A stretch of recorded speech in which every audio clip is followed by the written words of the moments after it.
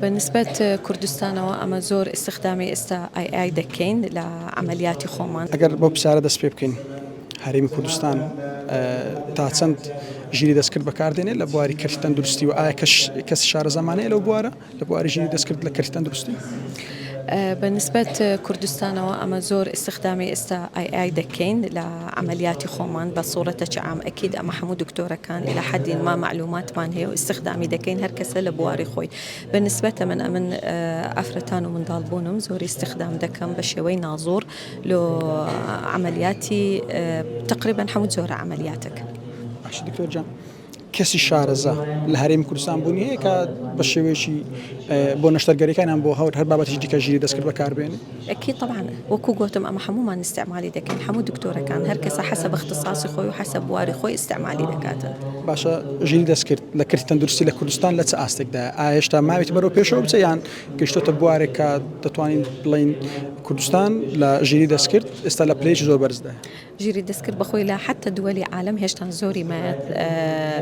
يعني هروا برو بيش درواتن بالنسبة كردستانش أكيد هشتان زور مان مايا. دكتور ژیری دەستکرد دەتوانێت شوێن دکتۆر و دەرمان و هەموو شتێکمان بۆ بگرێتەوە بەتایبەت لە ماوەکانی ڕابردوو چەند کەیسێکە بوو کە خەڵک لە ژیری دەستکرد داوای دەرمانی کردوتی ئەو نەخۆشە میچ دەرمانێک باشە ئایا ژیری دەستکرد دەتوانێت جێگەی دکتۆر بگرێتەوە؟ أو زور مهم بزورم بيخوش بقى سؤالات برسي لبروي مع الأسف عندك يعني من نار محمو بس عندك يعني نخوش هي زور بغلط أي تيجي اشتياء أو يا كأتو أو وكو وسيلة عندك حالات مثلا أتو حالات طارئة هي شوانا طاني بقى دكتوري خد طواني لي ببرسي حتى ضمنيات مكاتو عندك مرتاحتك حتى سبينة دادي أتو بتسك الدكتوري خد بس نجي أو مرحلة كزي دكتورة بقرتوا وأجر علاج شي بيجوتي عند درماني بيجوتي أتو مفروضة كم زال لدكتوري خود ببرسي أو تزوري بكري لبروي أتو بالتبينات أو عقلي إلكترون إنسانية وخلاصي